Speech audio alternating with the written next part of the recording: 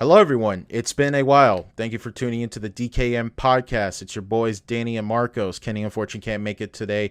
He's a little bit preoccupied at the moment. Hopefully, he'll come back sooner than later. But I miss you all. We all miss you. Me and Marcos have been really busy boys. It's been like, what, 2 weeks now since two our weeks, yeah. last. 2 weeks, damn, that's crazy. All right, we're sorry about that, and we're lack of communication. It's been a lot of things has been going on in the background, and it with me essentially being the helmsman of the show, essentially because I got to edit and upload it and tweet it out and yada yada yada. It's been a little bit more of a process where like if I'm not ready, it makes it a little bit more difficult to get the ball rolling, and we didn't want to leave Marcos all by himself, but. Yeah, I got a lot of stuff to catch up with my audience, Marcos. What about you? You got anything you want to tell your audience what's been going on? How you been doing? Just been enjoying uh the Memorial Day weekend that went through. I did not go out to the beach and party like everyone else does, ironically enough, which is fine. You could do that. We went through I think currently we just finished going through a storm. I think it just passed by us, so that's also interesting. Floridians love their hurricanes or tropical storms.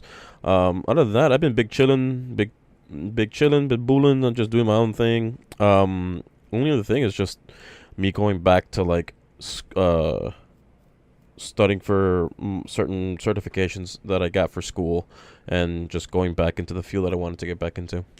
That's great. That's great to hear. Has the storm been like really bad for you? For me, it's just been raining a lot. Like it rains a little bit hard, but it's not like turbulent winds and shit like that. Or God forbid, I have a friend of mine right now who's a little bit more up north where I am, and he said his whole complex power just went out, and I'm just like, God damn, like that fucking sucks because that's one of the worst things about like with apartments. Surprisingly, is that I feel like apartments lose power a little bit more easier than like regular houses because Yeah, it's it's like normal.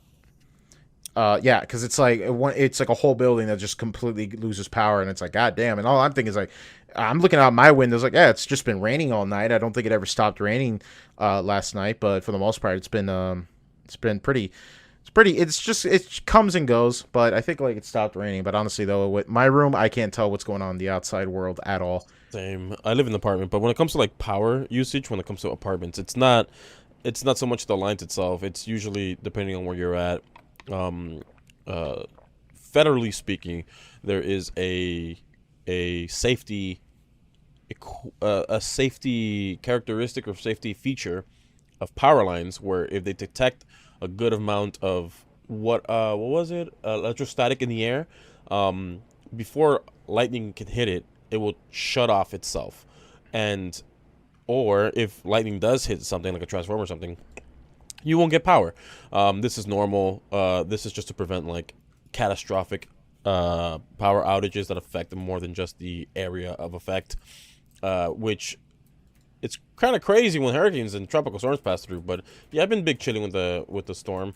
I've been enjoying the rain all day. Actually, it's been all week really because I've been Yeah, out it's and it's been not raining rain. all week. I just haven't really been noticing because I just been stuck at home all day because actually some life changes has happened. I guess I should get into that. So a quick I'm gonna try my best to condense it because I feel like you guys should know where we've been and why we just been kind of MIA for so long. Let me start out what's been going on with me for the last couple of months. As you guys know, at the start of this year, I made a promise to get out of working overnight security because I was like, you know what? I'm tired of the security job. I'm tired of getting paid like crap. I'm tired of driving so far. And I'm tired of working overnight because, overnight just, it drains on you after a while. So I made a life change. So I got myself another job that I was really excited that this was going to be like a massive change. I was like, okay, I'm going to work real hard. I'm going to make more money. I'm going to, get my life together. I'm going to set more time, to have like be a little bit more healthy as far as like not working all day to the night and then just like, getting home at like 7 a.m. and just being, falling asleep all day. So I started out this new job, and just to cut it across the yard, it wasn't going well. I didn't like it. There was a layer upon layer of bullshit reason why I didn't like it. And admittedly, though, it was a fear of mine of leaving my security job because, like, the way I've always been in my situation of employments was that I went from leaving a job to eventually going to something I didn't like, and then later, more than likely not wanting to go back to the previous job. Now, granted, I didn't leave this last job in in a blaze of glory. They would probably still offer me a position if I still asked them, but I was like, nah, I don't want to backstep myself back into what I like to say, like you're downgrading back to a previous level, because the job I started at was paying me more. It was giving me day shift. It was like checking most of the boxes, but I just didn't like the job because of supervisors and bullshit like that. Right.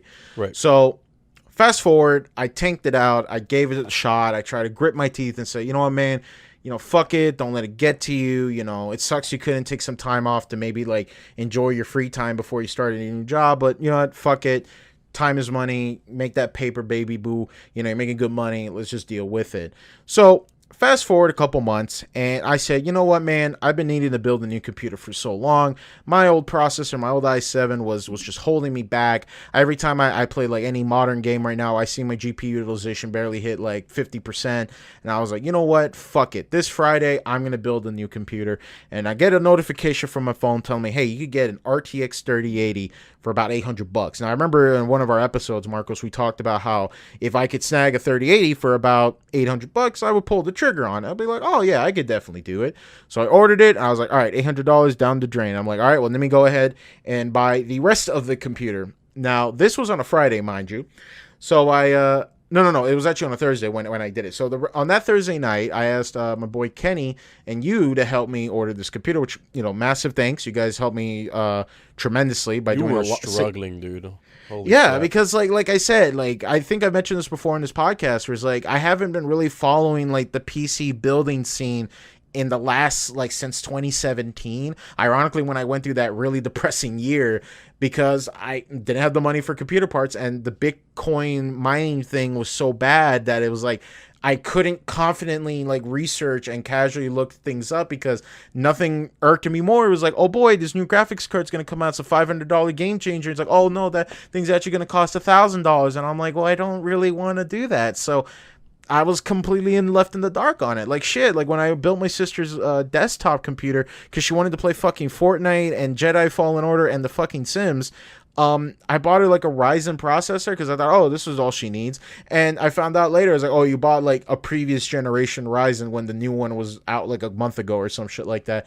And, looking back on it, it's like, well, it's not that big of a deal. I saved her like, what, $100 at best. And, I don't think she really needs something that cutting edge for the games that she's playing. Now that computer's collecting dust, unfortunately. But anyways, so yeah, like I just asked Marcos and Kenny one day while I was at work. I was like, hey, listen, guys, I know you guys are more up to date with this. You guys built computers more recently. I'm kind of a little bit on behind and everything, like, and I don't got the time and money to research at this point, which I would normally, but at this point I was like, look, I need to order a computer by tonight. Can you guys help me out for it? I'm only stuck here for 8 hours. Can you guys do it on your own time? And Marcos and Kenny, cooked it up in the PC part picker, and we're like, all right, bet. We order the computer parts. And then that was on Thursday. So Thursday rolls over, and then Friday morning about Friday afternoon. I wake up on Friday afternoon, I'm chilling in my bedroom, and I'm watching TV. And unfortunately, on the TV I'm using like a TCL Roku TV, and I lost the remote like years ago. But I didn't really care about losing the remote because like I was gonna use my phone to control it from day one, because using a phone to like type things and search things up is way better than having to use like a remote and then manually pressing every letter one by one, right? So I didn't mind it. I was like, yeah, it makes sense. The only problem is, though, when I was watching TV, I got a phone call from the office of the job I was working at. And, the problem is that you can't, like, pause the TV because, like, your phone screen comes up and it's like, oh, caller and accept and decline. You don't really have an option. So I'm like, well, shit, I got to answer the phone. So I have to answer the phone, and I have to somehow manage to go into the Roku app and pause the TV because it was playing something in the background. So I got a phone call. It was the terminal supervisor, like the head supervisor. And, he's cool with me. I've always liked this guy. This guy's always been cool with me. And he talks to me, and I couldn't hear him properly. It was like, he sounded like he was rushing the conversation, and, like, the line was all staticky and shit, right? So, to cut it across the yard, he basically told me I was let go from the job. After the night before, I dropped a good, decent amount of coin into building a new computer. Yikes, not the best timetables of events to happen. But fuck it. Now I have time to build a new computer and fucking play it. Because I wasn't sweating. I was like, man, fuck it. I wanted to get out of that job. I hated it. It was miserable. You just did me the fucking favor. And to be honest, though, if it was this cat who wanted to told me the news, hey, man, at least I would have leave more confidently. Because if it was the other guy, oh, baby, I probably would say some things you don't want to say in front of your mom. I'm just saying, like, that guy was a fucking prick. So, yeah, I got let go the day later. And I'm just like, oh, shit, well, that sucks. But I didn't care at the moment. I was fucking happy. I was ecstatic.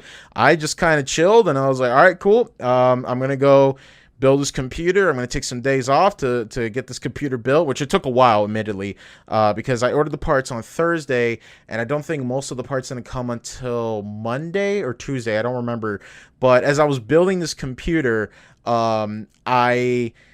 it took a while, admittedly, because like the good thing about like building a computer for the most part is that once you build a computer once, it kind of like, you know, transfers over from past experience. Like I do the same exact way of building a computer from Austin Evans' old 2015 How to Build a PC video, and I still use that exact same procedure to this day. Some people do it slightly different. It doesn't matter, but it took me a while because the main thing that was different about this new computer was that I was installing AIO, and I've always been terrified of liquid coolers because I just thought liquid and electronics does not mix well. That sounds like a nightmare catastrophe.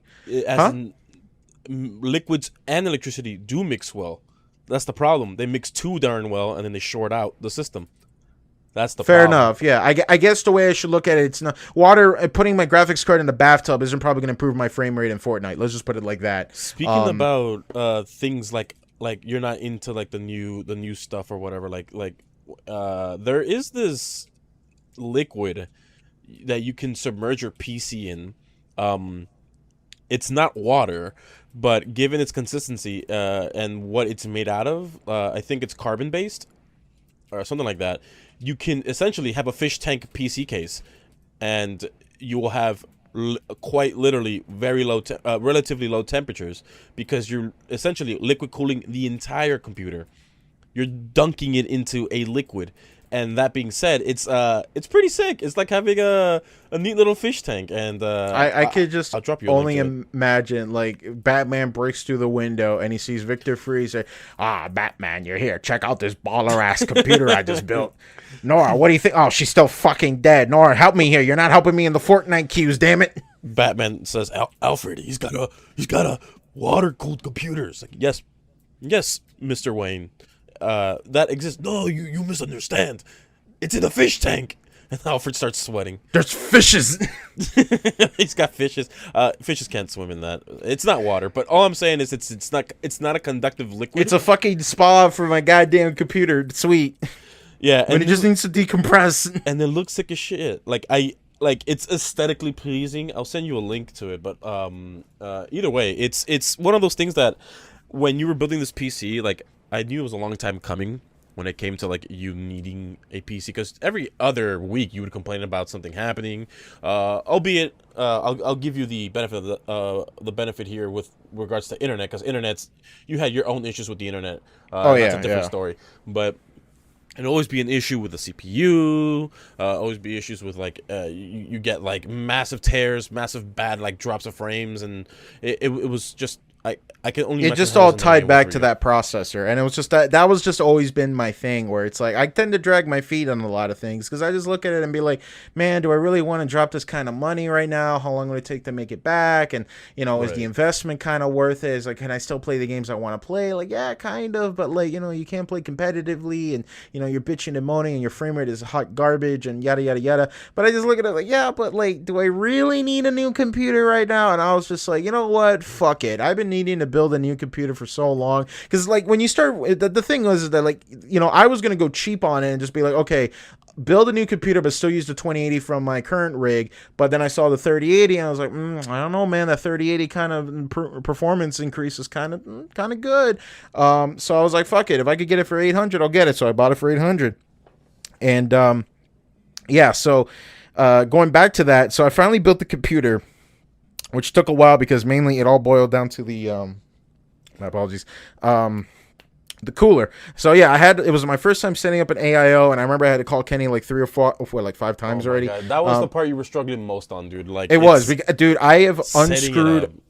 not even that though. It was also the fact that the cooler we got wasn't even made for the socket type that I had, and I was like really pissed because I was like, God damn it! Like I was so fucking close at that point that, you know, and I don't blame you guys or Kenny about it, because I don't blame it, because mostly when older equipment is still being put in the market, they would still like ship it with like the newer bracket types and stuff, and in the notes they would say like, oh, it's not guaranteed it's gonna have the bracket for the socket type I was using, right? So I was like, okay, what's the option? Like, well, option one is that you have to email a receipt to MSI, to then MSI send you the bracket, and I was like, you know what, fuck it, I'm just going to return it and order a new one, because Amazon return is so easy that I was just like, fuck it. So I just returned that cooler, ordered the new cooler, and man, I had to screw in that fucking radiator and fan like 6 or 7 times, because you have to, like, because the instructions were weird as fuck on the case, or it's like everything's like see-through and shit, and then it's like a really weird, obscure reference, but if you ever played like the first System Shock game when you're going through Cyberscape and shit,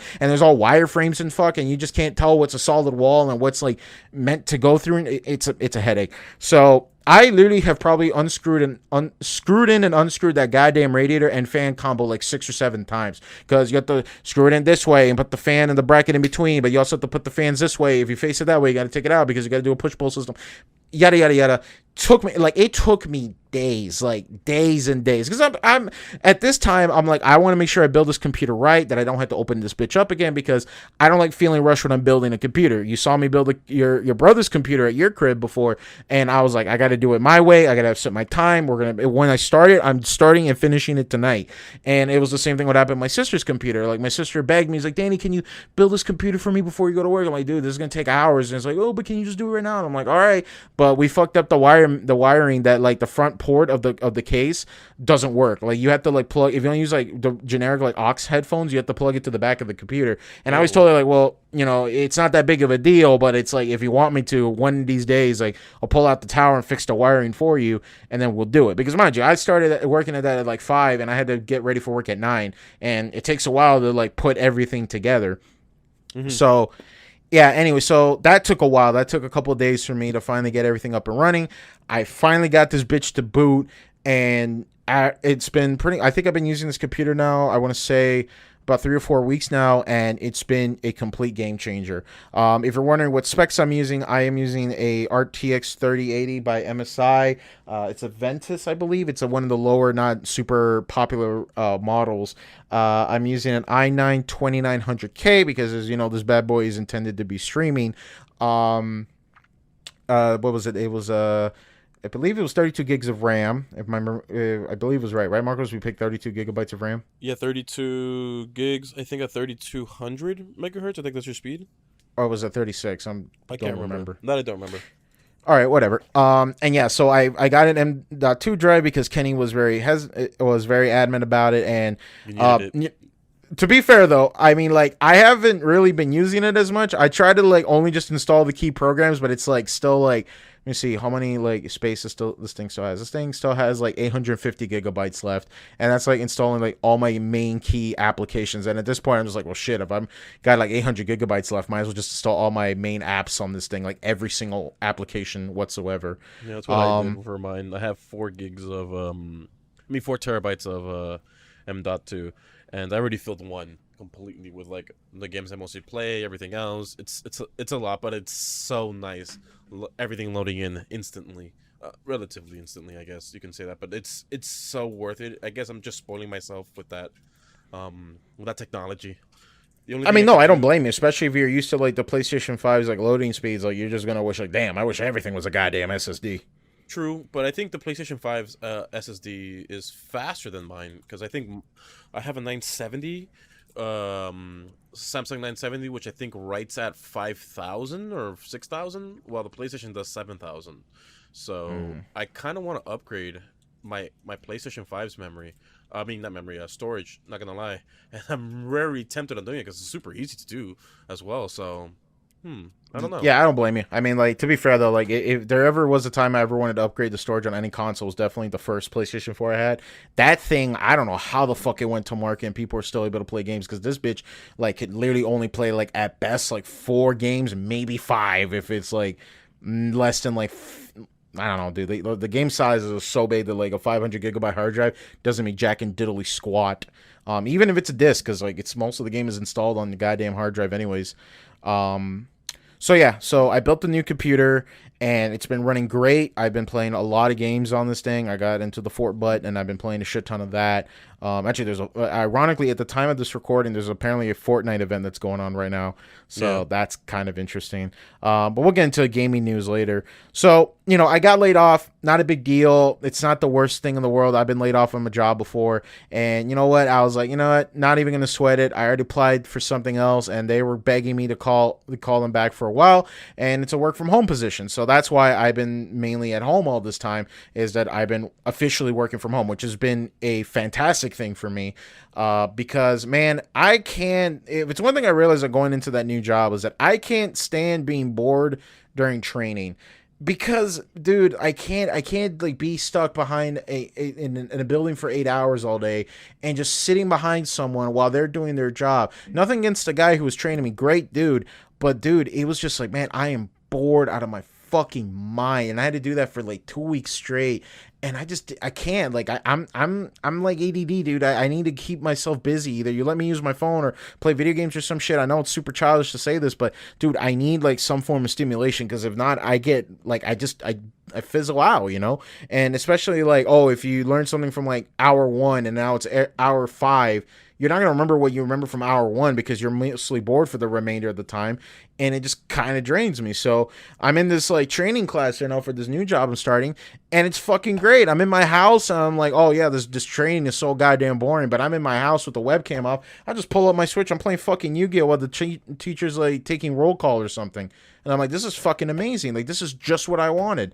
So I'm happy. I'm in a great mood. I mean, I'm probably not going to like the job at the end of the day, but this is kind of insinuated that, like, man, I got to, like, stay at working at home, because the whole, like, waking up for 2 hours early and getting dressed and eating a shitty breakfast and then driving to a job and having to wear uncomfortable clothing and being surrounded by people all fucking day. And all I could think was like, man, you could do this from your house. Why am I here wasting my gas? Is beyond ridiculous. So now I don't got to worry about that. I wake up like 1 hour before the class starts. I eat, I go take a shower, and then I'm ready.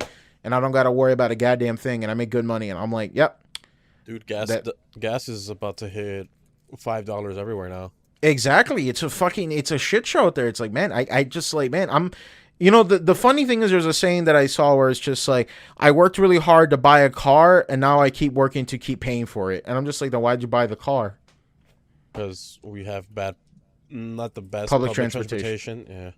Yeah. But I mean, like, that's like the thing, or it's just like, at that point, I would look at it as like, why some people would just be like, you know what, fuck it, I'm gonna be a monk. I'm gonna sell my earthly possessions and just wander the goddamn earth, because yeah, that's pretty much the gist of it. Where we as a species, we tend to get into that's why, like, I can't like get into marketing so much, because I look at all these people that are being advertised all day, like, oh, you get to watch all your television programming on your phone wherever you are, and I'm like, yeah, but if you're working all the goddamn time, when the hell are you gonna have time to watch anything? True. And I just never understood that. It's like, wait, am I supposed to enjoy the service when I'm off of a job, or only on my day off, or what? Like, when I was doing security, yeah, it made sense for me. I could watch whatever the fuck I wanted to watch while I was doing security, because nothing was going on most of the time. But I just be like, man, like, how I haven't used like HBO Max in forever, and that's just because like I've just been busy all day. I will say though, when it comes to like people saying they don't have time for anything, I sometimes don't really believe the saying all that much when they use that as a rebuttal, like, oh, I don't have much time, mainly because I've known plenty of people who all they do is after work they just come home and they shower, they're right to shower, come home, and then watch TV, and that's all they do is just watch TV, and then they say they have no time. It's like, sure, you get to unwind, but I'm like, that's like, you're watching TV and only TV, and you're complaining that you have no time. Like, you have that right to relax, sure, but you seriously can't cut 2 hours of TV for something? Like, I don't know. It's just me being a time wizard. just trying to No, I get where be you're coming from. efficient. I see where I know what you mean. Is that like you decide on what your time is. I guess my problem is that like when everything is said and done from work, I'm just so like drained and tired and half asleep that like most of the time when I just get home, I just collapse and go to bed. And I've always been like that. Like since school, since like working at my first job. Like I remember I had people coming in like, "Yo, Danny, you want to meet up after work?" I'm like, "Nah, dude, it's bedtime. I'm going to fucking bed. I'm tired. I'm gonna go home, put on some jammies, and watch some TV. Like that's what I'm gonna do. I'm fucking sleepy, dude. I'm gonna crash in the goddamn bed. If I wake up at 3 in the goddamn morning, that's what's just what's gonna happen." Hmm. I I will say though, when it comes to building my PC and how often I've used it compared to like my consoles and stuff. Like I've used my PC a lot more often than I use my PlayStation 5. But like there'll be times where I don't turn on either because I'll be out doing my own thing, busy with other people, and just diversifying my time with different people or different things, just being social, I guess. And I guess it's Hmm. easier for some people because you were obviously working an overnight job, so that was much harder to do for Yeah. you at that And my time. days off are a Monday and a Tuesday. Who the fuck wants to hang out on a Monday and a Tuesday? This guy forgot about the song and turning up on Tuesday. Yeah, everybody's working towards the weekend, you know. That's what I'm saying. Uh, that being said, have you been using your PC, your old PC, or your new PC for your job? Actually, yeah, that brings up a good question. So, what is gonna happen with my old computer? So, I thought about it, and here's my thing. I never like intended the idea of like buying a brand new computer to do a dual streaming PC setup because I still want to be a streamer, YouTuber, yada yada yada, right? Um, my thing was is that I built this new computer with the 2080 still with the mindset that I was like, okay, I'm gonna eventually build it with the 2080. I'm just gonna take it out, put it on the new computer, and we're good. But when I Right. bought the 3080, I was like, okay, well, shit. Now I can't put a 2080 and a 3080 in the same rig, and no one does like Crossfire anymore. That shit or. Yeah, most platforms don't support it unless you. It was a thing like from like the early 2010s at the time, but I never understood the purpose. So it's like when people are like, "Oh yeah, I used to do Crossfire and what was the NS Nvidia version? I always forget. Bridging. Is it bridging? I Is that what you think called it? I know the term. There was a term bridging when you were using two at the same time. You connect the two and you bridge them together, and they work together as one, kinda. Um, that's how I remember it. Or who was it? Damn, that's the one. That's the one word I remember. Bridging. I don't quite recall anything else. Um, but most games, or most games for the most part, don't support that two GPUs at the same time. Usually in most AAA games, heck, even most indie SLI. games. There we go. That's the term. It's SLI, yeah, yeah, SLI and Crossfire. Yeah.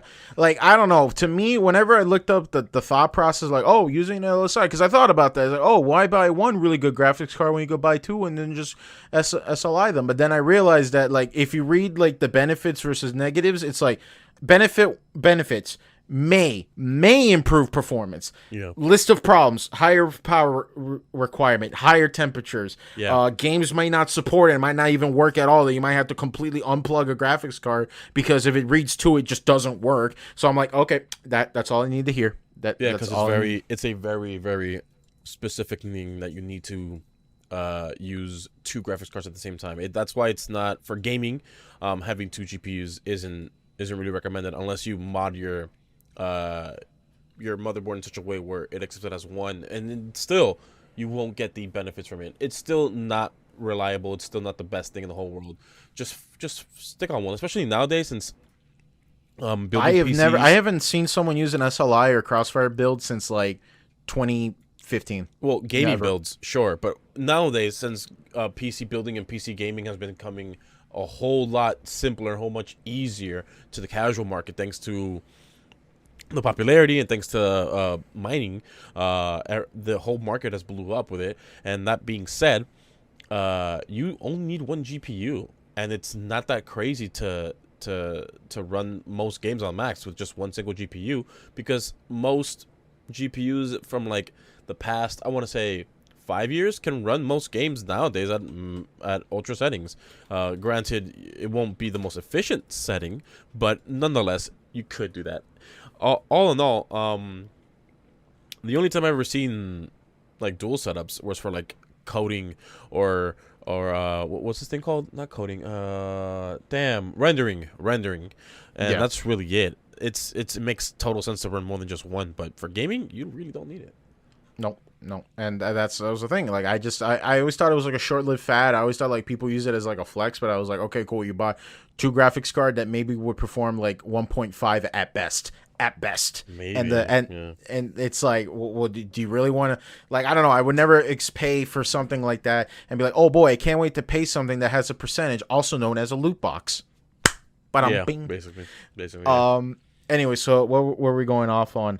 So yeah, what am I gonna do with the old computer? So I thought about it. I'm thinking like, oh, you know what? I could like, maybe like still do a dual streaming PC setup. But I'm like, man, that's such a headache, and that's more of a time investment. And am I really going to need one nowadays? Streaming equipment and graphics cards and processors nowadays are so built with streaming in mind that there's like all these different threads and cores and parts of the computer that is already made for making streaming easier. That it's just like, oh, why isn't this just like why isn't it just only like a one single PC setup? And like, yeah, at the end of the day, would it benefit you for having a dual streaming PC setup? Yes, it makes sense. You have one computer dedicated for gaming and only gaming, so it doesn't affect your performance, and I could see that from a competitive market. But at the same time, though, if you're just a casual up-and-coming streamer, I don't think it's necessary. I think it's a very unnecessary expense. So it's best to just build one really good computer with a really good processor that can just do streaming and gaming at the same time. So as of now, what I'm going to do with it... You're not in the competitive field, nor are you multi-streaming to multiple platforms at the same time. So I don't think you need to... Like, eventually, it's definitely an investment if you can, and it's in the market, and if you see the benefits of it. But there's a lot of big streamers out there who are running like the most basic bitch ass setup I've ever seen in my life, and they're just fine because that's all they need, Right. But the way I look at it is like, well, if I already got a computer around and it's really good for it, like, yeah, I guess I could do it. But then I thought about it, and like, as of now, the computer is completely unplugged in the corner of my living room right now, and it's just sitting there. A part of me is just like, I could probably sell it. I know that the GPU market is kind of bouncing back a little bit because NVIDIA is like restocking everything, because there might be a potential that the 4000 series graphics cards might be coming out soon. But then again, it's one of those things like, yeah, they're coming out soon, but what are the likely chances of me getting one in my hands, assuming all the bots don't buy them out? Probably not that. Probably very little. And am I going to probably buy it? Probably not. I'm not going to. If my 3080 plays great on the games I'm already playing right now, I probably don't need to upgrade anytime soon. So right now, it's just sitting in the living room. I might, in sometime, maybe eventually wipe the thing out and just put it up on sale. Maybe some kid will buy it for like $600 or $700 and be like, hey kid, here you go, play some Fort Butt on it, and it'll get you just going. You know what I'm saying? Because that's what I did with my 970. I sold it for like $60 to some kid who was building a computer just so we could play Fortnite. And I was like, oh, this is a 970. Yep, $60, kid, you can take it. How much did you spend on your whole build? On my whole build, after everything was said and done, I want to say we're pushing about 2K, because the graphics card was about 800 and everything else was about 1250. 1250. Yeah. That's pretty good. Yeah, no, it was in my budget. I always tell myself, if I'm going to build a new computer, I would definitely build it around the 1500 range, assuming the graphics card wasn't part of the equation. But with the graphics card in mind, I was like, all right, not including the graphics card, we'll buy the rest of the computer for about 1250. So I'm happy. I haven't really been doing a lot, admittedly. I've been kind of going through a little bit of a lazy bug in between losing the other job, or let go from the other job, and starting this one. I kind of took some time off because that's what I felt like I needed. I needed some time away from work just to relax, don't sweat it. But at some point I had to know that, like, okay, I need either a job or I need something to wake up to every day, because if I don't, I will go an entire day of just sleeping and then being up all night until like 10 a.m. and then they're just repeating that cycle over and over again. So I have to discipline myself, but also I had to make money on the side. So I was like, okay, I'm going to enjoy my week off, feel like a fat slob just for a week, and then eventually I will bounce back and go back to work, and then we'll get into that. Hence why we're recording now. I'm feeling energized and vibed back, and like, all right, I'm working, and I'm going to work back on this thing, and I'm not working at a crappy job anymore, and I'm working from home, so it saves me a lot of time, and I mean a lot of fucking time. I wanted to uh, add a comment to your thing about the whole 4000 series and whatnot. And the reason I asked you about your PC build, how much it cost you. I mean, you can run a lot of things with your PC, um, with your build, with under 2K, uh, out of your pocket, mainly because the market now, how everything's becoming a lot more easier to build, much more ergonomic, much more user friendly, and most of the things that you buy can be of quality, like your light hash rate 3080. I think my 3080 Ti with my motherboard, I think I got it on Newegg, on the Newegg Shuffle for like 1800, and I have them both on my PC. But my PC, I wanted to build a PC that was, I wouldn't say the word future proof, but like, uh, just enough where it was like a high quality build where I don't have to worry about changing anything out for the next 5 years, if I'm really pushing it, honestly speaking. But I've always hated the term future proof. I think what future proof should be is like the best way I could summarize is like when someone tells me like back in the day, and assuming that when I mean back in the day, I'm talking about when we were all in high school. I used to tell people the sweet spot, in my opinion, at that time around 2013, 2014, was I say $700 is a build that would last you longer than a $500 or $600 build, right? right. At the bare minimum, I say $700 is a safe bet. Now, I doubt that $700 now could probably say the same thing, but I would never, and I've always cringed at this when people say this computer for $1,000 is future proof. Like, no, it means that it's going to last a while. What I mean is like when people say like future proof, I prefer the terms like I don't want people to be like, okay, I'm gonna upgrade from an 80. Like what I did was when I was broke, I went from an 8320 to an i5 to then going into an i7. Same socket type and everything. I just went from an i5 to an i7. But I looked at that and I was like, why the fuck did you wait? And not only did you buy a new motherboard, you bought an i5 and then you bought the i7 for the same socket type. Why the fuck you bought the i5 in the first place? Just Okay. stay with the 8320 until you get the i7. That's what I mean. I don't like it when people build a computer with the intention of like, oh, I'm going to upgrade it later down the line. Like, okay, how soon are we talking about? Right, and that's one of the main reasons why I chose the case that I chose, because it has a great amount of airflow. The I currently, let me see, I'm running 10 fans. I can add more if I wanted to, but it's not necessary. And an AIO, and you saw my PC. Like, I don't need to upgrade anything else for like a really long time, and that's what I was trying to go for. Heck, I don't think I'll have to upgrade until like the 5000 series comes out for my GPU, and even then, the 3080 Ti that I have will still be able to run most games, most new games, no problem, at max settings, without seeing any issues with frame rate. And I don't really think I'll need a 4000 series, even though it's like, oh, 3 times stronger than the 3080 Ti. It's the 4080 is going to be 3 times stronger than the 3080 Ti. I'm like, I don't care. This runs just fine. I'm not gonna be mining, so I don't need that much power. You know what I mean?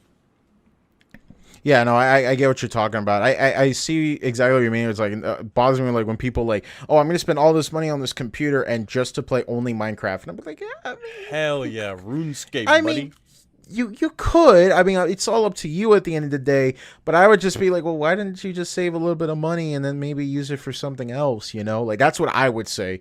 But then again, I guess you could use the term future proof. It's like, oh, I want to build a computer that's gonna play Minecraft, but at one point I want to play Tarkov on the same computer. I'm like, okay, sure. It's a couple years away, but yeah, if you want to do that, go for it. I guess. I mean, even with my 3080 Ti, I did the ray tracing on Minecraft, and it looked good, but I won't play with it because I won't be able to do my normal shenanigans on Minecraft while ray tracing. It's not optimal. It's not necessary whatsoever. So what's the To point? this day, I have never enabled ray tracing unless somehow it was enabled in the background and I just didn't even notice it. The only time I ever noticed that was like one time I was playing Warzone again, and in between like an update, because this happens a lot. Mm-hmm. During in between updates, Warzone resets your settings for some reason, and I was wondering like why was my frame rate just shitting the bed. Mind you, this was a 3080, and I was like, "What the fuck is going on?" I'm like, and then I realized like, "Oh, that explains it.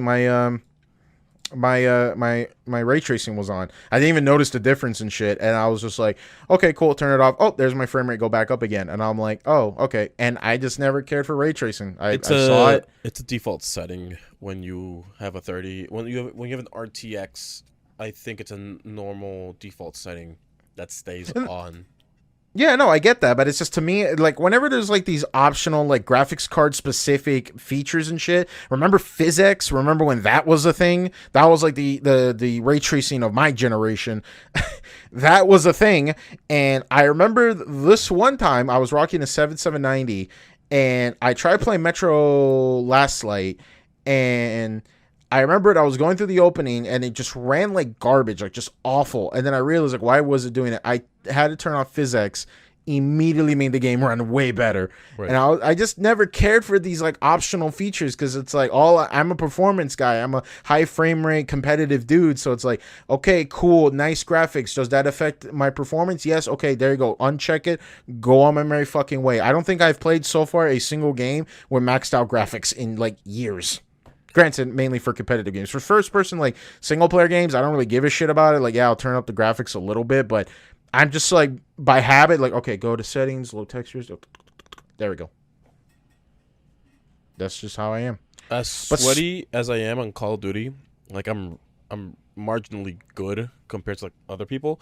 I like running max graphics because why not? But I feel like I could do so much better if I just run at medium settings and having much better frame rate, much better reaction times, yada yada yada.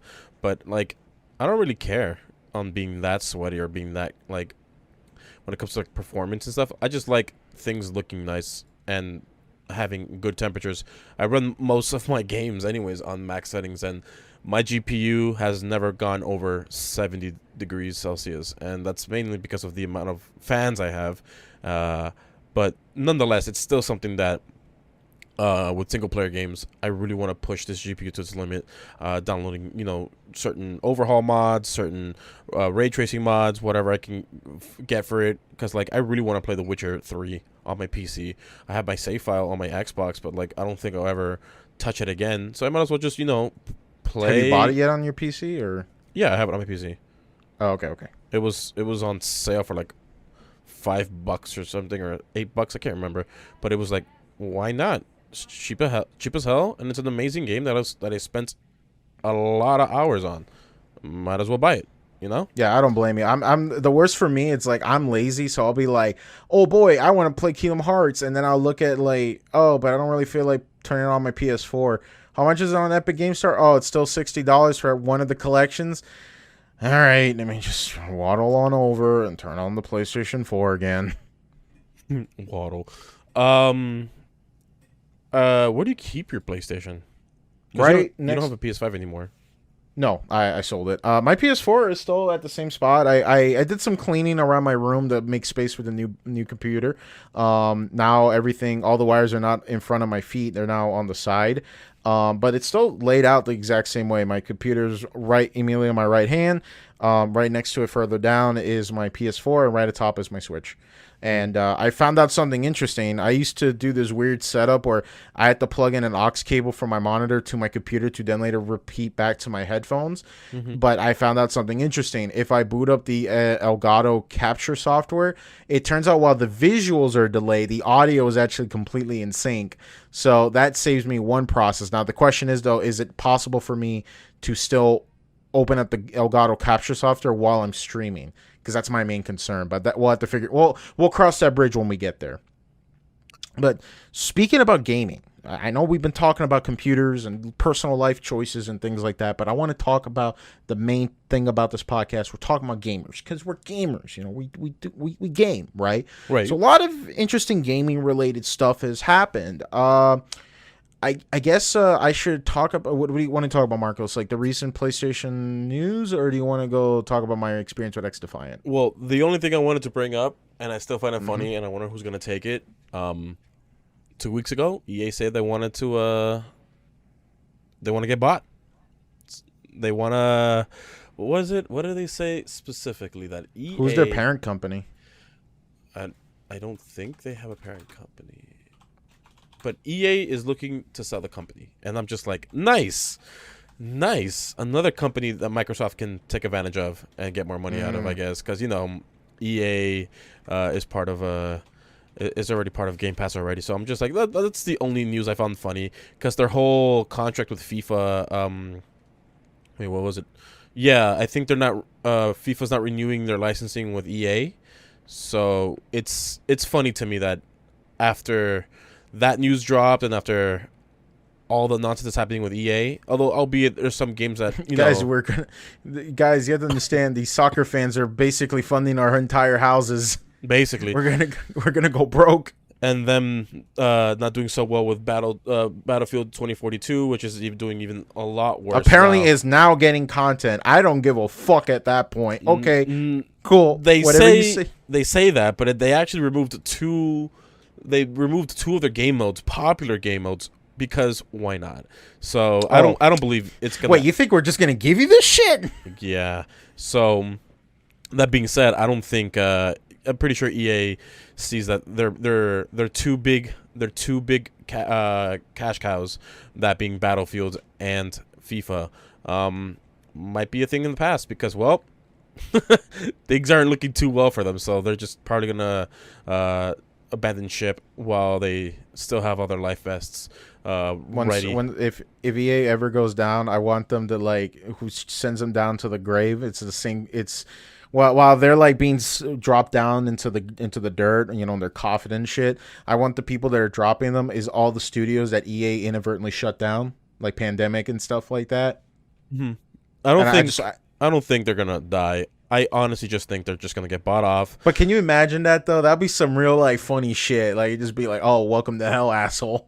Yeah, and that's mainly one of the news I want to talk about. That and potential Fallout New Vegas 2 leaks, because I'm a New Vegas simp, and I'm happy to admit that. I'm an elitist, so that's really about it. But do you really think that New Vegas 2 is ever actually going to happen, though? Do you think Bethesda will ever have the cojones to say, "Hey, maybe we should of course not, of course not." Maybe we should let the actual good developers make their RPGs again, No, I don't think. I have I don't know. I have my own headcanon where Bethesda already got their money's worth from Fallout, and they rather not invest. Oh yeah, I don't think we're going to see another Fallout game, and I don't even know if we're going to see another Fallout game. Period. But that's a whole. But then again, that's if Bethesda were its own company. And it got bought up by Microsoft, so we don't know what's the. My headcanon, I don't think they're gonna make a new Fallout game. They're gonna focus on other things. But personally, I feel like Microsoft is gonna, put their hand in there and be like, hey, Fallout. I'm just gonna throw some money, and there's gonna be a note that says New Vegas 2, maybe question mark Fallout 5, maybe. Yeah, question mark, sad emoji, unless. So you were talking about your yeah, I guess we could talk about that because the NDA has been officially lifted. Hopefully, as I'm recording this, I don't want Ubisoft's clipping ninjas to come in here and take my kneecaps. So I made sure to read my NDA very thoroughly. So I was invited to do a play session for X Defiant. Now, before, the game was called Tom Clancys X Defiant. Now, do you know anything about this game, Marcos, before we continue on? I've only heard a little bit about it from what it was. Did you at least see the trailer? Did you see the initial reveal of it? That's what I want to know. Isn't that the one that got bad? Really bad. People were really mad about it. So I did some research about it, right? So apparently what was going on was that there was a bit of a shakeup in the Ubisoft fan base, mainly because there hasn't been a particular game in the franchise in a while. Now, to give a good hint is that No, not Rainbow Six. No. There was a franchise that got... They've been focused on Rainbow Six. That's what I'm trying to say. Oh, no. I see what you're coming from. No. I'm talking about more like people were talking about a certain stealthy guy was maybe making a comeback because there's all these rumors that there was going to be a new game announcement, yada, yada, yada, and they knew that it was a Tom Clancy property. Right. Well, a lot of people were really betting on the Splinter Cell horse, and, to put it simply, the horse never even showed up. In fact, there was no horse race. It was a goddamn... it was a clown. It was a circus, essentially. And that's essentially the vibe that I got off of it. So the game reveal was for a game called Tom Clancy's X Defiant, which was, in basic terms, a free-to-play team-based shooter, unlike the cases of Overwatch, Paladins, Team Fortress 2, which unfortunately I got back into playing Overwatch because lately I've been really in the mood for a class-based shooter, but that's a other can of worms later. So the game was revealed. A lot of people didn't like the aesthetic. Mainly, a lot of people were mad about the fact that it was related to the Tom Clancy's name. And I want to clear some things up for some people. Listen, Tom Clancy, great guy, wrote a bunch of great books and stuff like that. I had an English teacher back in high school who loved his books. And I remember I was telling him about that. I was like, oh, did you know that like a bunch of his books got turned into games? And I played them, and we used to conversate back and forth about it because it was such an interesting perspective. Like, we're reading, it's the same media but told in two different ways, right? Right. And so when X Defiant was revealed, the idea was that the factions in the game were based off Tom Clancy properties, like the Echelon from Splinter Cell, the Cleaners from The Division, the Outcasts. I don't know where those guys are from. The what was the other ones? The Wolves or something. I don't know where. I don't know that's from like Breakpoint or something. But the general idea was that it was a free to play shooter based on the Tom Clancy properties. Meaning that it was like all these Tom Clancy factions are in the same universe. They're just all fighting amongst each other. And there was like this punk aesthetic, and there was like slide canceling and all this jazz in between that a lot of people kind of just gave it the cold shoulder. They said like Tom Clancy is rolling over in his grave because this isn't what he would have wanted, yada, yada, yada. And all I could think on the back of my head was that like, yeah, I get it. It sucks that Tom Clancy died, but I don't think the guy has been personally involved in a video game he's developed since like the first Rainbow Six. Yeah, I don't think maybe so I'm either. wrong. I could be completely wrong, but I just want to make this clear. Just because the name on the box says Tom Clancy's, that's a brand. That's an IP. Essentially, what that is interchangeable to any Assassin's Creed game. When Ubisoft goes to their stockbroker meetings, they say, these are the IPs we have. We have Rayman, Tom Clancy's, and we have this. Tom Clancy's Rainbow Six Siege is doing good. I could, pull it out like that. So probably the developers looked at the Tom Clancy IP and all these different factions like, oh, what if we made a hero-based shooter off of that? And it came out, but people didn't like it. They thought the aesthetic looked really cringy. They thought like the art was really weird, and the punk aesthetic just really turned a lot of people off. I was open-minded about it, so I gave it a shot. So eventually, in one of the later sessions we played, I noticed that the invite was given out, and I was told that like, oh, I was still following their NDA rules. I couldn't talk about it.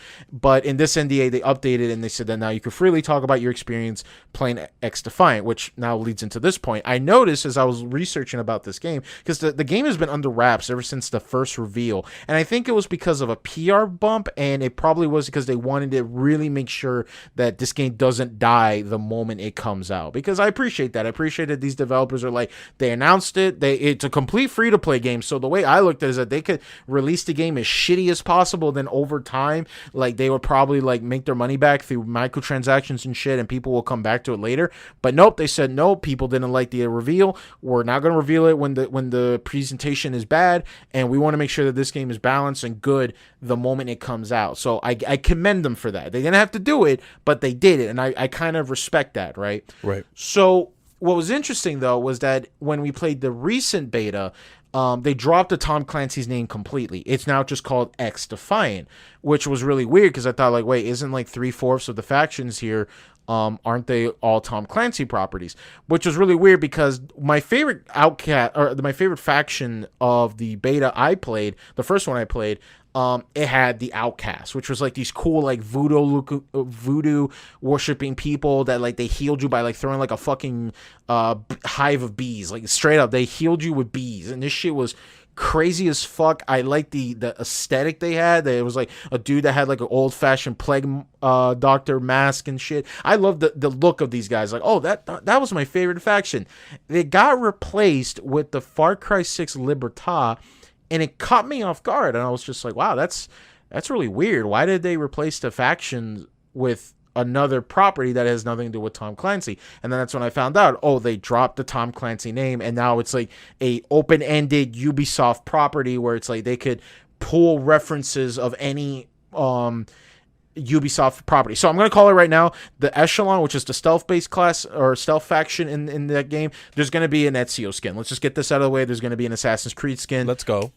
Let's just call it there. It's going to happen. Probably going to add the Rainbow Six Siege team. See, it's basically going to be Smash Brothers, but Ubisoft characters. So that'll be kind of interesting. I played it with a group of friends this time, which is definitely what I recommend if you're going to give this game a shot, because it is a team-focused based shooter. So if your team isn't correlating with each other and they're not using their ults and their abilities at right times, let's just say it's not going to be a fun time. Not a fun time, but it's really fun when you're playing it with friends. So yeah, I was really disappointed that my favorite faction got replaced with the Libertad, and I won't go super into detail about it because I'm not here to give you a sales presentation. I just want to go more over the history of it. I just got to say this right now, Ubisoft, please nerf the shit out of the overheal that the Libertad had. It is so fucking broken. It basically, you press a key and you don't die for 12 seconds, and it was really broken. And the fact that the entire team could all run Libertad means that they could essentially overheal each other and they can't die. So really busted, really broken. I like the updated time to kill, but it was not good. That was like the worst experience we had. We probably said we bitched and moaned about the overheal like 50 times in our play session. That was only like an hour. So definitely look forward to the rest of it. I know some people are probably gonna say, "Oh, you're a Ubisoft shill," because you gave this game a shot. Like, yeah, I do, because I think I see potential in this game. I appreciate anybody who's legitimately played the game and gave it a shot would tell you, like, yeah, I think this game has potential. They just need to work out a lot of the kinks. And one of the weirdest thing was that the build we were using was that one of the characters' textures didn't even load. He was all white. Like, he had the model was laid out, but it was like no one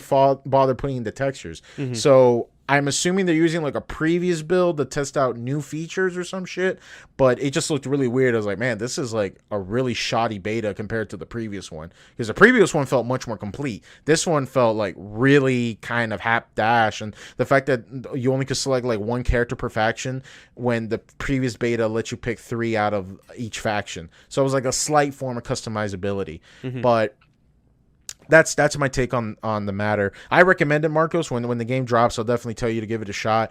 I'm looking forward to it. We don't have a release date yet. We're probably going to still get a couple more betas out of it. So I'm looking forward to it. I just hope that the NDA finally opens up and I can finally do like a proper video about it and say, hey, this needs to get changed. We need to improve this. This needs to get done. We'll wait and see as it goes. I commend the developers for this game, like taking their time and saying like, hey, you know what? The game's PR is really bad right now. We don't want to release it in the mixed market right now. And we want to make sure that this game is good. So we're going to properly test it with our players to make sure that this is good. So I commend them for that. So I'm looking forward to it. We'll have to wait and see. I don't know if you have any takes on the matter before we move over to the PlayStation updates or the PlayStation news. Not much, except just a comment that you said about like I should try it out. I would play any game. I just have commitment issues with the games I already have. So like picking up a new game, it's not that easy for me. Like, hey, like I have Elden Ring. I would love to keep playing Elden Ring, but I still haven't played it. That should be crazy. That's like one of the first games I should be playing. But if I know I play that, I'm not gonna do anything for another 6 months. I mean, I could play it right now. I could play the hell out of it. I've only have I think like 10 or 12 logged out. I can't remember logged hours, but like my brain isn't so like feverish for it right now, and it's kind of weird to say, but like it was the same thing with Witcher 3. Like I had it, I played it a little bit here and there, and then one day I'm just like, you know what, I think it's time to play Witcher 3, and then I played Witcher 3, and I put 250 hours on my first game playthrough, and then I spent another 100 hours on my NG Plus, which I still haven't beaten. But like, yeah, I have commitment issues. It's just a character defect on me, and I'll own up to it. But all that being said, I think from what I was told already, outside of your input, X Defiant seems like an interesting game. But obviously, like most multiplayer games, anyways, everything's a lot more fun when you have friends. Heck, even to this day, I will still say, as much as a bad Fallout 76 was, I enjoyed it. And it was even more fun with friends, and that's the case even with a game like that. So I wouldn't mind picking it up. It's just my autist brain needs to like really needs to like get rid of its commitment issues and just jump onto a game. You know? No, I get where you're coming from. Like, to me, it's like there's so many single player games I really want to play, but all I can think of is like, oh man, but if I'm gonna play this game, I should probably like record footage and do like a video of it because I'm gonna spend so much time, and I should like definitely like take some notes down if I'm ever gonna do a video about it. But then I realized like, damn, dude, like sometimes you could just start playing a game you want to, and then if you want to make a video about it later, just go back to it another time, Right. and just write down maybe like your first playthrough notes and shit, and just go from there. Not every game you have the intention of playing doesn't mean you're going to make a video of it. Like, I've been wanting to play. I've been like installing like a bunch of single player games. I'm like, man, I've always wanted to play this. I never got around to it, and this one too. And I'm like, man, I should just shut up and start fucking playing them and not like overthink it. You know, stop like falling into the trap of playing the same game over and over again. I used to have a habit where like I went through this weird phase where I just played Apex Legends and I just wasn't even having fun, but I just kept playing it over and over and over for that slight hit of dopamine to kick in, but it never would come in, and I just keep playing it thinking it would come back, and I was like, wait, fuck this. Why am I playing this shit? Let me play something else I know I like. Right.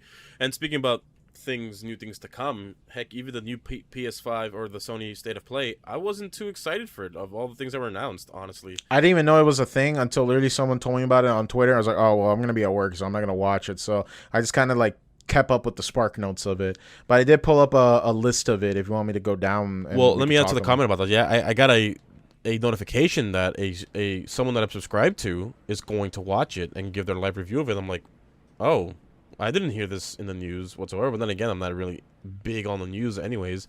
But yeah, like you can go through the list, but I wasn't really that hyped for most of the things on there. The only one. No, I mean, like I said, like I don't think I've ever like sat down and watched a State of Play and been like legitimately excited.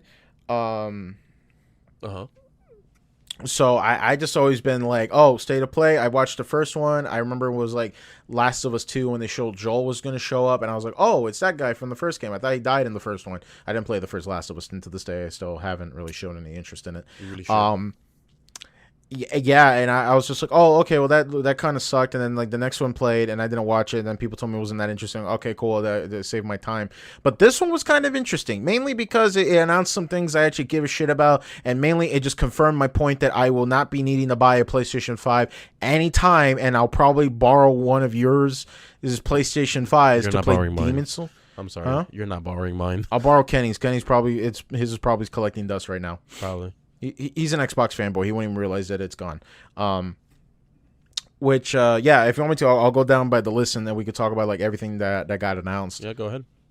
All right. So first things first, ladies and gentlemen, my fellow clowns, my Final Fantasy clowns right now, you may take off your wigs and take off the funny clown shoes. We finally got a release date. Hopefully. They finally showed off Final Fantasy 16 again. And we have been waiting since the initial reveal, which always looked amazing for me. I'm excited because it got my boy Yoshi P. And the best part is, though, they got my boy Soken from Final Fantasy 14 to do the soundtrack. Oh, fuck yeah, I love Final Fantasy 14 soundtrack. And it's getting my boy Soken. Fuck it, this shit's going to be good. So yeah, it finally got a release date. It's going to come out in summer of 2023. I just thought it was really funny because I mean, I'm not the biggest Final Fantasy fan, believe it or not. I love 14, but I haven't played every single one of them. Would you consider that a release date or a release window? Release window. But then again, this is Square Enix. That could be like a release window and then they update like, oh, actually, we're releasing more information in that time. But if this was a Kingdom Hearts game, I would probably be like, all right, it's going to come out in 2032. Right. So I just thought it was really funny because I had a friend of mine who, from like since the first trailer, she's like, oh boy, I hope they show more footage of this game in XYZ announcement, and they wouldn't do it. And I'm like, all right, time to put back the clown nose and wig because I expected too much. So it was just really funny. And yeah, the new trailer looked amazing. It looked really good.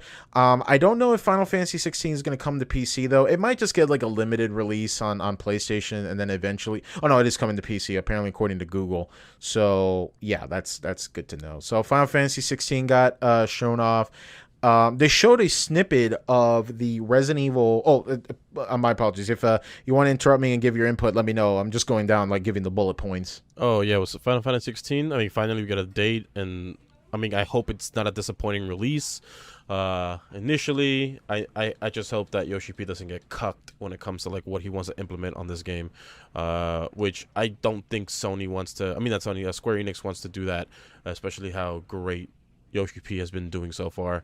I've read a lot about like how like 15 apparently like to be fair though 15's development has always been kind of weird. I mean, I don't think a lot of people remember when there was a time frame when 15 was originally called 15 versus 13. Yeah, That was a weird thing, and I always act like that's such a weird thing to market it. And there's some people out there right now that got a poster of that, and I just like look at that and be like, that's a what if scenario at the end of the day. true. And then also how they release season passes, and then the director's like, "Hey, no more DLCs. I'm out of here. Bye."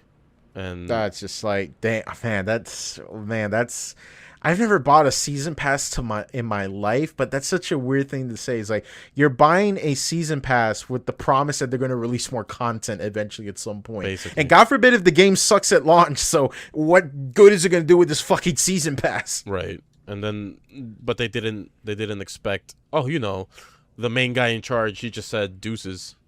You just went AFK and just left the lobby. He literally Alt F4. And What the fuck? He deleted his own System 32.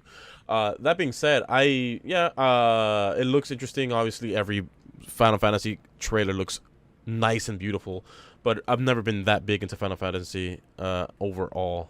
Like, I know it's an objectively great series, but I don't know. It's just not really the thing that really makes me go, yes, I need this right now. Hey man, to me, I wasn't introduced to Final Fantasy until some kid with a giant fucking key with the team of Donald and Goofy were fighting against some anime characters and be like, oh, that Cloud dude is really cool. I wonder where he's from. True.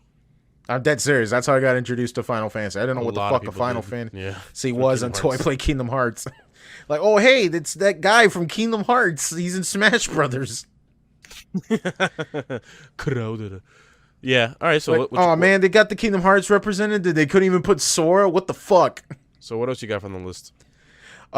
They showed off the Resident Evil 4 remake, which I don't know how I feel about it. To be fair though, I haven't played remake for 2 or 3 yet. I know those remakes were fantastic, and some people even tell me that like you should just play the remakes instead of the originals. But Resident Evil 4 is such a certified hood classic that does it really need a remake? Yes. Because everyone. No, I don't think. I think the reason why they didn't start off with a Resident Evil 4 remake to begin with is because they wanted to test their waters with 2 and 3. They already know. Well, to be fair though, they remade Resident Evil 1 on the GameCube, and that was a good game. But unfortunately, it released on the fucking GameCube, so it didn't sell that well. True, and then Capcom doubled down and said, "Yo, what if we made a baller ass Resident Evil, but we released it on the 3rd place console? Fuck yeah!" That's true. That being said, my argument is that Final Fantasy, Resident Evil 4 is the Resident Evil that everyone knows about. Yeah. Right? So it's the one that got him there. Even I, who have never played it, I know so much about the damn lore about it, about Leon, about everyone else in that game that I never played the game. And I know enough about the... and it's such a good jumping in point. You don't need to play a single Resident Evil to go into 4. Basically. And that's also like one of the great things about that too. But even through all that, I don't really care for the series, but seeing as this is going to be Resident Evil 4 type of thing, as a remaster, given that it's already a legendary game, just speaking when it comes to like in terms of like how it impacted gaming as a whole, everyone thinks about like their favorite GameCube game, PlayStation games, etc. Resident Evil 4 is usually there, and which is really funny because it came out on the GameCube, and then Capcom said, "Fuck it, we like money, so we're gonna release it on the PlayStation 2." Right. When it's really funny because you look at the box and it says only for GameCube, and then you can turn your head at the GameStop and like, oh, it's also on PlayStation. It's like one of those things with like, hey, we're releasing it for PlayStation first, and then it's going to be released for everything else later. Like, well, it was more like because Capcom wanted to be buddy with Nintendo. They said, Right. hey, we'll sign a contract with you. Our first 5 games, we'll go straight to GameCube. And then they realized like, oh, the system fucking bombed. Yeah. Yikes! Let's call up Sony. So yeah, I feel like it's going to be successful just because of how crazy Resident Evil 2, Resident Evil 3, heck, even Resident Evil Village, how popular that has gotten in cultural mainstream thing in the meme community and all that stuff. So seeing Resident Evil 4 in HD like this, it's probably gonna be like, they're gonna print money. That's all it is. They're printing money. I guess I'll give my take on the matter. Okay, so here's my thing on the Resident Evil remakes as far as like from 1 to 4, right? So let's start with Resident Evil 1 as like the remake, right? So Resident Evil, they wanted to bring a Resident Evil game to the GameCube, right? And they also wanted to make a new Resident Evil called Resident Evil 0, which was a prequel game leading into the first game, right? So Capcom did some fucking black magic, and they made one of the best looking GameCube games. I still think to this day, even before like the HD updates and stuff like that, I think that game looked fucking phenomenal on the GameCube. Like that game was clearly made with the GameCube scan lines in mind, and it just looked amazing, right? So they made Resident Evil 1, and they rated for the GameCube, which was, like I said, third place game console at the time, that, you know, a lot of people picked up the game. They enjoyed it, but they admitted that the tank controls was the biggest thing that they couldn't go back into. Some people could get back into tank controls easier than others. It depends on the game, yada, yada, yada, right? So when they made Resident Evil 1 remake, it was good. Like, people enjoyed it, but they just didn't like the tank controls. It was like the main thing that they just didn't want to go back to, right? Fast forward, we get Resident Evil 4, which is like, hey, did you know that the controls from Resident Evil 1 and 4 are exactly the same? The only difference is you didn't notice it because the camera was behind Leon the whole time. And that essentially birthed the third-person shooter genre as far as like making it more standardized. Like, if we didn't have Resident Evil 4, we probably wouldn't have Gears of War, is what I'm getting at, right? I believe it. As far as like control scheme and camera setup and everything like that, it was the bridging point, right? Resident Evil 4 comes out. It is a critical smash. Fantastic. Does amazing. But Capcom's like, hey, you know what? We kind of like making money, so fuck that Nintendo contract. We're going to release this shit on the PlayStation 2. Yada, yada, yada. So fast forward, Resident Evil 4 is a certified hood classic. It is getting the Skyrim treatment. It has been re-released and ported from the GameCube to the PlayStation 2 to PC, Xbox, PlayStation 3, 4, to a fucking cheap-ass Brazilian console that yes, that's an actual thing, which is like a really shitty mobile port. Very good game, right? So now the question came up like, hey, we're going to remake Resident Evil 2. And this was a complete groundbreaking discussion because we were thinking like, god damn, like they're going to remake Resident Evil 2. Yeah. Well, what are they going to do? And we were going back and forth and they thought like, well, they're going to do it what they did with Resident Evil 1 because that game still had 10 controls, but dude, they can't do that again. And they did it, which is fine. I think it was for the better. They made the game still feel like Resident Evil 2, but not control like Resident Evil 2, if you get what I'm getting at. Yeah. So I didn't mind it. And besides, the remakes were fantastic. They did so well. So, Resident Evil 2 and 3 get the remake treatment. Does amazing. Looks amazing. Overall, great games. But whenever the discussion for Resident Evil 4 came up, that was always been a question. Because they're like, I could see why people wanted a Resident Evil 2 and 3 remake. Because maybe they really want to experience Resident Evil 2, but they don't want to play the PlayStation Resident Evil 2. They just can't get into the tank controls, right? But Resident Evil 4 is such a certified good game that some people think, like, does it really need a remake? And to give the broad strokes of it, I think the trailer looked amazing. I think the new engine they're using is great. But my question is like, is it going to still keep the tone of Resident Evil 4? Because Resident Evil 4 is a pretty fucking goofy game when you really think about it. Like, yeah, the opening's kind of spooky. You're Leon, you're in this, like, Eastern Spanish country and shit like that, and people are getting massacred left, right, and center. But by the end of the game, you're in a helicopter, you're riding a jet ski to get out of the island, you're going on a fucking roller coaster, you're getting chased by little Salazar over there on his giant fucking neck. You're fighting on a roller coaster. Yeah, it's funny. Yeah, it's a stupid fucking game, and they know it. They constantly, they know that this is fucking stupid, but you're eating this shit up and asking for seconds. So I never took the thing like, oh, Resident Evil 4 was scary. It really wasn't. I thought it was going to be scary when I first played it on the fucking Wii, but it wasn't. It's a goofy ass game. So when I saw the thing, all I could think is like, yeah, it looks great, but is it going to keep the tone? And yeah, I don't know. That's just my only concern is like, would it still keep the tone if Resident Evil 4 played it straight, or they take it more seriously and literal? You know what I'm saying? Right. So that's just my take on the matter. But let's speed through this a little bit more because we actually went over our time here. Resident Evil Village is getting the VR treatment. Apparently, it is going to be on the PlayStation VR 2. Wait, did we even get a PlayStation VR 2 announcement? I know that's always been a thing. I know it was in the, like, I know PlayStation wanted to do wow, they even showed off the headset. They wanted to do a new VR system, but I think they announced it in this State of Play. Did they? I don't know. There was a lot of that. I didn't watch it, admittedly. I'm just reading through the bullet points. But yeah, I'm looking at it right now. I'm going to send you the link. They actually made a whole homepage about it, too. I saw it already. Yeah, it kind of gives me the HP Reverb vibes, honestly, in the HTC. That's interesting. Well, I'll look into that at another time. Big news. Street Fighter 6 properly got a gameplay trailer reveal, which was, to be fair, Street Fighter 6 was announced with the shitty That fucking logo, yeah. logo that looked really lazy and it looked lame as fuck. But I gotta say though, this new Street Fighter trailer, not gonna lie though, Pretty good. looking kind of Looks clean. looking good. Looks clean. I like the character designs. I like what they did with my girl Chun-Li and Ryu. He made him into a Giga Chad.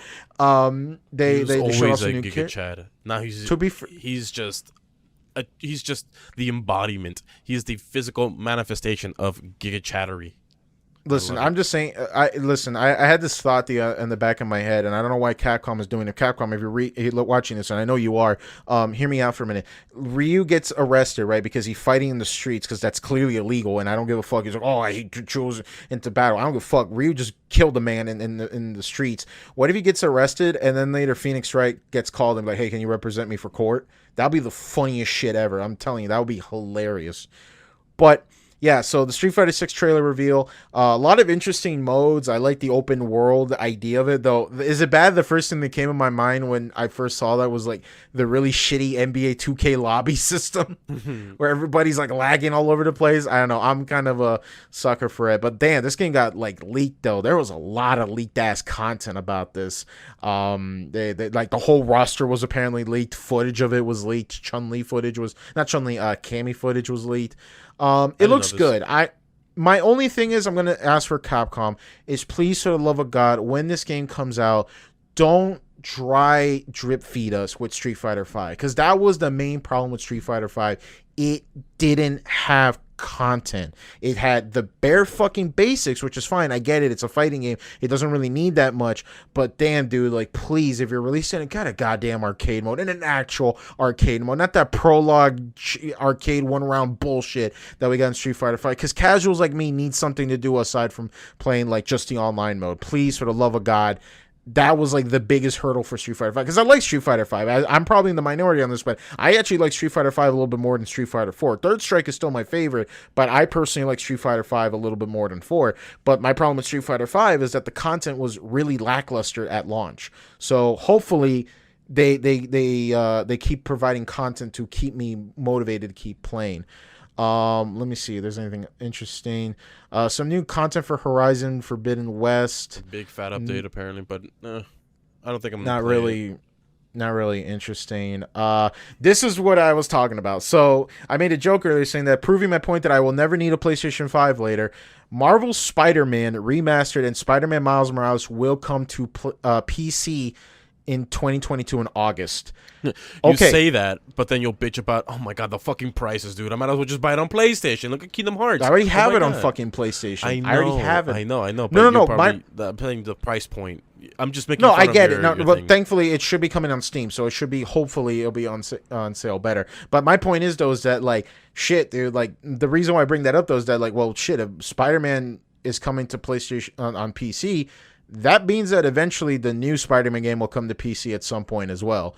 Maybe. So unless I absolutely no, it will. Listen, I remember it vividly. Insomniac tweeted out that people when the game was first coming out on PlayStation 4, it said Spider-Man will not come out on Xbox or PC, and now here we are in 2022, and now we're getting it released in August. Well, so I guess they were right because they didn't say the remastered version wasn't going to come out on PC because you just mentioned the original.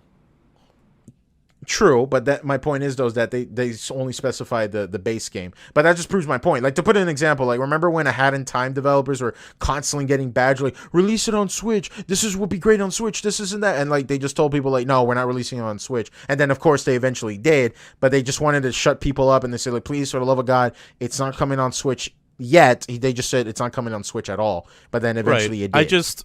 I don't. When I saw this announcement, I didn't really care for it because I'm currently on my 4th playthrough on Spider-Man because I haven't played Miles Morales. I go, you know what? Let me play through the game one more time. I just completed all the benchmark, like all the challenges where it tells you to do perfect dodges, disarm enemies, and all that stuff. I finally beaten all of them, and now that I have it all, I'm going to finish this playthrough because I genuinely enjoy the Spider-Man and Insomniac 2018 Spider-Man game. But now I'm playing the remastered version on my PS5 and on a 4K TV. and it's a nice experience. What's up with that? I'm playing Miles Morales.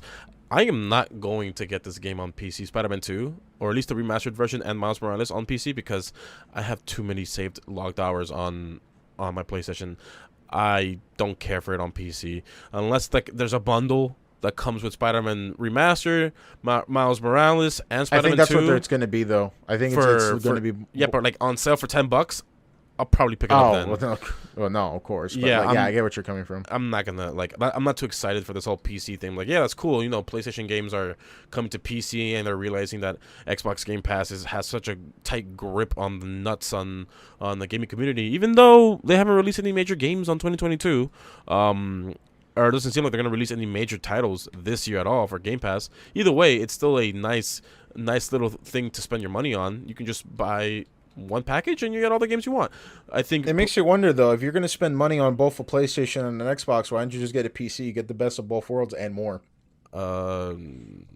Save files don't transfer, and I don't want to start all over for my PlayStation. But assuming stuff. no, I'm just talking about, like, if you're a person who's getting into gaming and you're like looking at PlayStation or Xbox, and then you realize, like, well, PlayStation games are on PC and Xbox games are also on PC, and I don't want to buy two separate consoles, so I should just buy a really good computer at that point. Yeah, we've had this discussion many times before on this podcast. It's mainly a money thing, a lack of knowledge thing, because when it comes to consoles, you don't have to know anything. The console will just do everything for you. You just got to get used to the user interface. On PC, you got to just know a lot more stuff, because it's a lot more chaotic, relatively chaotic. It's a lot of things. I mean, I get where you're coming from, but let's just say hypothetically, if someone is a little bit more capable and they know and they're willing to do the work and research, and they'll just probably look at it and be like, you know what, man, probably money. Maybe this. Probably money. So which is cheaper, to build a new computer or buy two consoles? No, probably just to get the Xbox, because you have Game Pass. Yeah, but my point is, let's say you want to play both PlayStation and Xbox games. Oh yeah, no, I mean, at that point, the only issue is if it's a money thing holding you back. I get your point. All I'm saying, like, if you want the most the best cost efficient thing, just get an Xbox Series S with Game Pass, and there you go. You fucking if you absolutely need to, which is really interesting. I wanted to bring that up. I noticed that Street Fighter 6 is coming to PlayStation 4, but it's not coming to Xbox One. I thought that was just really weird to point that out. And some people are bringing up that, like, oh, well, Microsoft isn't probably going to be marketing the Xbox One anytime soon. Probably not. I mean, unless they... I don't think... Maybe this is just me thinking incorrectly, but would you advertise something for the Xbox One if it's already coming on Game Pass? I'm not saying this game is going to come out on Game Pass right away. I'm just saying, like, hey... this game is coming out on Game Pass, but because it's coming out on Game Pass, it's coming out on all of our Game Pass platforms. So, do we really need to say it's coming out for Xbox One because it's already on Game Pass? You know what I mean? They'll probably just say, like, now coming to Game Pass, and that's it, because that's clearly what Microsoft wants to market. Right. I get that. It's a smart business. It's why, like, we went from a day and age where companies were like Disney. They're like, oh, you know, if you want to watch this old movie, you got to buy the movie like this. You know what I'm saying? But now look how much they're advertising like Disney Plus. Yeah, but that's so dumb. You still can't. They're not streaming. What was it? Snow White and the Seven Dwarfs. A lot of people are upset on Disney. They're like, hey, we would love. Are you serious? Yeah, there's some classic Disney movies that people want to watch, but they can't because they can't buy it anywhere else. It's not streamed anywhere else except on Disney platforms. And guess what? Even on the Disney platform, it's not being shown. So they're like, what the heck, Disney? What's the point of this whole Disney Plus thing? You're not going to show me Snow White and Seven Dwarfs. I have it on DVD. I still have it on this and that.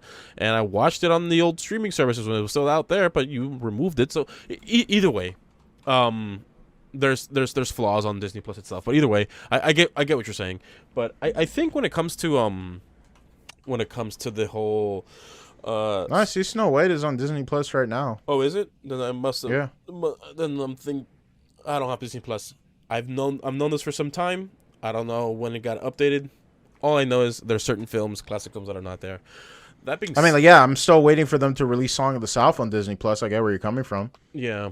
Oh well. That'd be really ballsy if they ever released that. I doubt it. I really doubt it. Why? No, they just want to forget it ever existed, but they want to keep Splash Mountain around. Why waste precious server space on that? Yeah. But yeah, so that's pretty much the gist of it. I don't think there's really any other big announcements I can think on the top of my head. Most of the stuff was actually really marketing towards the PSVR stuff. Yeah. There's some other games that got announced, but I don't really care for them. I don't know if you have any takes on the Street Fighter 6 or what else we talked about. Street Fighter looks interesting. I like the trailer. I liked how everything looked, how beautiful it looked. And it's using the RE engine, guys. The one game trailer I liked because of its an atmosphere was the Callisto Protocol, and it looked pretty cool. I just liked that environment, that atmosphere. It looked nice, and I liked it. And then there was this whole game where you could play as a cat. Yeah, Stray. That one, I could see it working because people love playing the game where you're a chaotic goose. So maybe this could be something similar. Who knows? Yeah, for sure. I can't wait to start knocking shit over. Yeah, but I finally could get in the mind of my cat. But this state of play, it's something that I'm like, I wasn't too excited about, even for the whole PC release for Spider-Man. I just didn't. It doesn't really tickle my fancy all that much, really. For me, I'm just only glad of that announcement because it confirms my point. That's like, great. The one other game that I want to get a PlayStation 5 for will eventually come to PC. So at this point, I'm just going to wait until the one time I want to play Demon Souls, and then I'll borrow one of someone's PlayStation 5 and play it. Yeah. Because I bought a PlayStation 4 literally for Bloodborne, and it's still just only to play Bloodborne. I don't think I'm not confident that Bloodborne's gonna come out on PC. So it won't. It's been memed on at this point. There was like a big tweet that I retweeted, saying they're like, "Oh, it's coming to PS5 and PC," and it was completely bullshit. But people ate it up because people really want to play Bloodborne, but they just don't want to dig up the old PS4. That's true. I want to get a PS4 just to play the homebrew on PS4, so I can play 60 frames Bloodborne.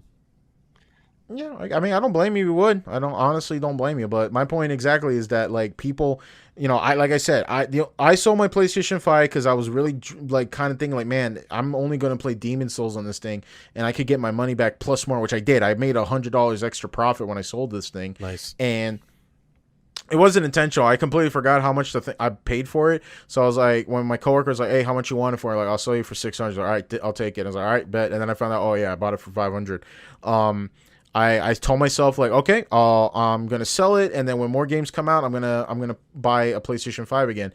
But after State of Play that really didn't catch my eye, and more games coming to PC, I was just like, okay, I'll wait until when Spider-Man 2 comes out, and then I'll buy a PS5. But now with this new announcement that the original Spider-Man PS4 game is coming to PC, that means at some point the sequel to will as well. And don't get me wrong, I love Spider-Man, but I'm not gonna buy another goddamn console for it again. Right. I mean, there's definitely on Steam Library, there's not a lot of games on the Sony library, but either way, it's still a. We got Uncharted, we got God of War, right. We're getting Spider-Man, Days Gone, Zero Dawn, Horizon Zero Dawn. Yeah, like we're getting a lot of PlayStation IPs, especially with God of War of all people. Is that a lot? I was like, oh, you think that's a lot? I mean, it's 34 games, but the main game... I mean, not games, I'm sorry. I'm just talking about mainly the IPs. Yes, we don't have every Uncharted game. That's true. But I'm just saying, like, the fact that this IP went to PC means that Sony eventually is going to do it for the other one. Because Sony is clearly looking at the market and be like, we could just release this game, which it is going to help our profit margins, and just release it on a different platform. It would make sense to release it on PC because, like, the PC is like this weird middle ground where it's, like, not exactly what Sony's competing against. Sony is competing against Microsoft. Yeah. Which is ironic because you need to use, which is really weird because like you see that like God of War release platform PlayStation, Microsoft, Windows. Yeah. When it comes to IPs, it's just 3 main IPs. It's just going to be the Spider-Man, God of War, and Horizon. That's really it. I mean, that's great that we're getting games coming out on PC like this, but I don't know, man. Maybe there's something wrong with me. Maybe I need to get some therapy. Because the things that make me happy don't excite me anymore as it used to, which is normal. I just don't really care for Spider-Man coming for PC, really. I'm just excited. Like I said, I'm just happy because I probably will get it because like eventually when it goes on sale, of course. I would just get it because I'd be like, oh, cool, now I can play this game again, but on my computer and not on a console. I'll end it with this. At least for my part, speaking about things coming on Steam, Modern Warfare 2 2022 is coming out on Steam as well. Yeah. There's like this weird hype for it. I don't care. I'm hyped for it. I mean, I'll probably still buy it on the Battle.net launcher, because it's gonna use the client. Well, you can't. Is it going to come on Steam? I keep hearing rumors about that. It's going to be on Steam and the Battle.net launcher, but it's on Steam. It's going to activate. Require the battle? No, it's going to launch the client, but you don't need to. I don't think you require the actual Battle.net app. And so it's kind of like with certain Ubisoft games on Steam, you still have to use Uplay. It's more like Halo Infinite on Steam. You don't need the Xbox thing. It downloaded already, but it already comes with your PC already downloaded. So like, what's really it's the point? Yeah. Either way, it just launches a client. But either way, it's coming to Steam. At least one thing we'll be able to see with this is a certified user, like how many people are playing at a time on Steam alone. And we'll get a number, but that's really about it. That's the things coming to Steam. You know what? You're bringing up like Steam chart numbers, and I know Kenny's probably listening at this, and he's probably going to get real mad. What is the player count for Halo Infinite right now? Because I know you guys have been complaining about the lack of content. It's in the 5 digits. Really? Is it really? Let's see. Hey, right now I'm okay with that because holy shit, did Battlefield 2042 it's 5,000 players right now on Steam. On Steam alone. Probably. The all-time peak was 256,000. Okay. I mean, that's not that bad. But that's an all-time peak. But the last 8 hours, at most, we hit about 8,000 people are playing. Yeah, that's not that bad because you still have Xbox and the Xbox game. That's true. That is true. I just want to put that in perspective because, like, I'm going to put up Team Fortress 2 right now. And in the 24-hour peak, it's hit 82,000. Yeah, especially since the whole hype for Save TF2. Yeah. Which is great to hear. I'm so happy for you guys. Keep up the good work, guys. TF2 is such a fantastic game that doesn't deserve to die like that. All right, now start with this new hashtag, or this hashtag that it's not new, but it's old, but save Red Dead Online. I freaking love Red Dead Online.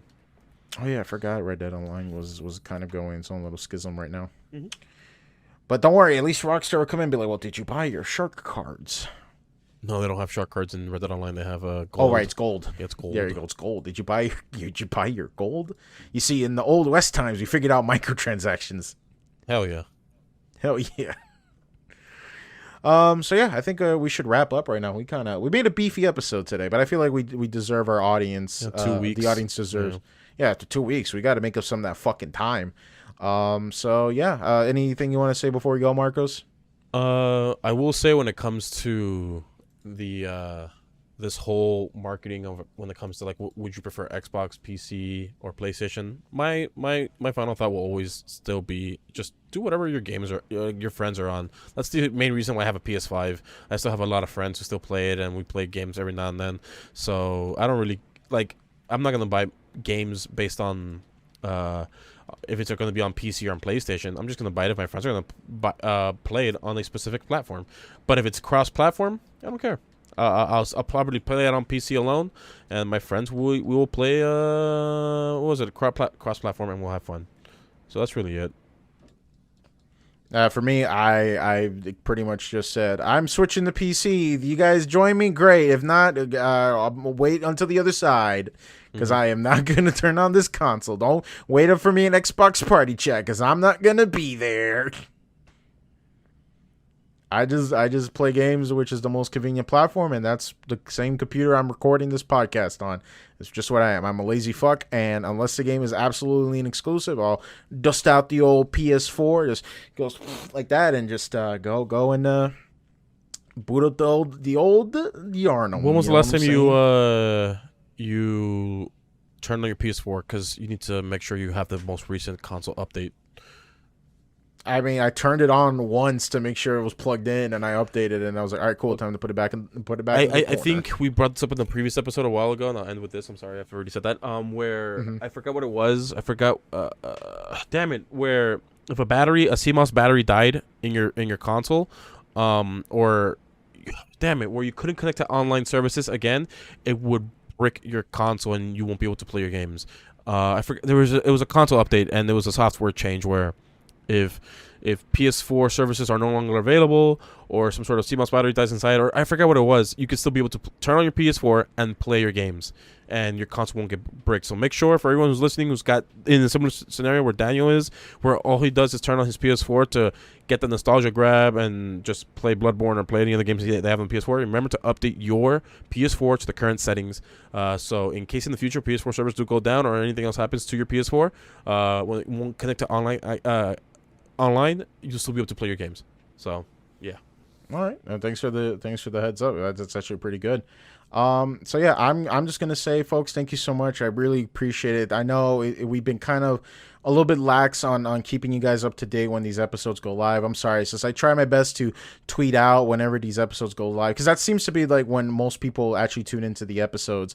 It's just, I try my best to schedule these tweets, or I try my best to like set time out of my day to make them. Sometimes things just catch up, and I just be like, oh man, I'm really behind.